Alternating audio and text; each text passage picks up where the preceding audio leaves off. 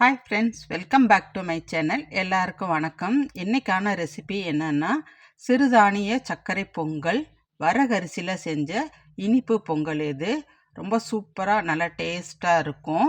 இது கண்டிப்பாக நீங்களும் செஞ்சு பாருங்கள். வாங்க இப்போ எப்படி செஞ்சேன்னு பார்க்கலாம். 100 கிராம் அளவுக்கு வரகரிசி எடுத்திருக்கேன். இதை நல்லா கழுவிட்டு 1 மணி நேரம் ஊற வச்சு எடுத்துக்கோங்க. ஒரு 2-3 தட்டி நல்லா கழுவி எடுத்துக்கோங்க. சுத்தமாக கல்லெல்லாம் இல்லாமல் பார்த்துக்கோங்க. 50 கிராம் அளவுக்கு பாசிப்பருப்பு எடுத்திருக்கேன். இதையும் அரிசியோடையே ஊற வைக்கிறனாலும் ஊற வச்சுக்கரலாம். ஆனால் முதல்லையே பாசிப்பருப்பை வறுத்துட்டு இந்த அரிசியோடையே கழுவி ஊற வச்சிடலாம். அப்போ சீக்கிரமாகவே வேகும். இப்போ நம்ம ஸ்டவ் ஆன் பண்ணி பாசிப்பருப்பை லேசாக வறுத்துக்கலாம். ரொம்ப கருக விட்டுறக்கூடாது. வாசனை வந்தோடனே ஸ்டவ்வை ஆஃப் பண்ணி விட்டுருங்க. இப்போ நல்லா வறுத்தாச்சு. இப்படி பாசிப்பருப்பை வறுக்கிறனால வாசனையாகவும் இருக்கும், அந்த வலுவழுப்பு தன்மை இருக்காது. இப்போ குக்கரை அடுப்பில் வச்சுருங்க. வச்சுட்டு நம்ம கழுவி வச்சுருக்க பாசிப்பருப்பு, வரகரிசி இது ரெண்டையும் இந்த குக்கரில் சேர்த்துக்கரலாம். சேர்த்துட்டு ஒரு 5 டம்ளர் தண்ணி ஊற்றிடுங்க. அரிசியை எந்த டம்ளரில் அளக்குறீங்களோ அதே டம்ளரில் 5 இல்லைன்னா 6 டம்ளர் தண்ணி சேர்த்துக்கரலாம். நம்ம இதில் பருப்புக்கும் சேர்த்து தான் தண்ணி சேர்த்துருக்கோம். இப்போ தண்ணி சேர்த்தாச்சு. இப்போ இதில் ஒரு சிட்டிகை அளவுக்கு உப்பு சேர்த்துக்கோங்க. இது இனிப்பை ஈக்குவல் பண்ணி கொடுக்கும், அதுக்காக தான் உப்பு சேர்த்துருக்கோம்.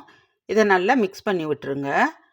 இப்போ குக்கர் மூடியை போட்டு ஒரு 5-6 விசில் விட்டுருங்க. நல்லா வேகட்டும். சிம்மிலே வைங்க. ஃபாஸ்ட்டாக வச்சிங்கன்னா தண்ணி சுண்டி போகும், ஆனால் சீக்கிரம் வேகாது. இப்போ நல்லா விசில் வந்துருச்சு. ஒரு 4-5 விசில் வந்துருச்சு. இதை இப்போ விசில் அடங்கின வாட்டி ஓப்பன் பண்ணி பார்க்கலாம். இப்போ பாருங்கள், நல்லா வெந்திருக்கு. நல்லா குழைவாக இருக்குது பாருங்கள். எந்த அளவுக்கு வெந்திருக்குன்னு பாருங்கள். இப்போ எடுத்து காமிக்கிறேன் பாருங்கள் எப்படி வெந்திருக்குன்னு. நல்லா பளபளன்னு இருக்கணும். இந்த மாதிரி பார்க்கும்போது ஒரு கரண்டியை வச்சு நல்லா மசிச்சு விட்டுருங்க. இப்போ இதில் 200 கிராம் அளவுக்கு நான் நாட்டு சர்க்கரை சேர்த்துக்கிறேன். இதில் 300 கிராம் அளவு கூட நாட்டு சர்க்கரை சேர்த்துக்கறலாம். ஏன்னா நம்ம பாசிப்பருப்புக்கும் சேர்த்து தான் நம்ம கணக்கு பண்ணியிருக்கோம். இது கொஞ்சம் போல் ஏலக்காயும் ஜாதிக்காயும் இடித்து வச்சுருக்கேன், அதையும் சேர்த்துக்கிறேன். ஜாதிக்காய் இந்த மாதிரி தான் இருக்கும். இதில் ஒரு பிஞ்ச் அளவுக்கு போட்டால் போதும். உங்களுக்கு விருப்பம்னாலாம் வேண்டாம், ஏலக்காய் மட்டும் சேர்த்துக்கோங்க. உங்ககிட்ட வெல்லம் இருந்தால் கூட அதை அளவாக தண்ணி வச்சு பாகு காய்ச்சிட்டு இந்த சமயத்தில் இதோட சேர்த்து நல்லா மிக்ஸ் பண்ணி விட்டுருங்க. இப்போ நல்லா கரைஞ்சிருச்சு சர்க்கரையெல்லாம். நம்ம எப்பயும் வீட்டில் செய்கிற பொங்கல் மாதிரி தான் இதுவும். அரிசிக்கு பதிலாக பச்சரிசிக்கு பதிலாக வரகரிசி சேர்த்துருக்கோம், அவ்வளோதான். நல்லா பளபளன்னு இந்த மாதிரி வந்துடும். நல்லா வாசனையாகவும் இருக்கும். பாருங்க, சூப்பராக வெந்திருக்கு.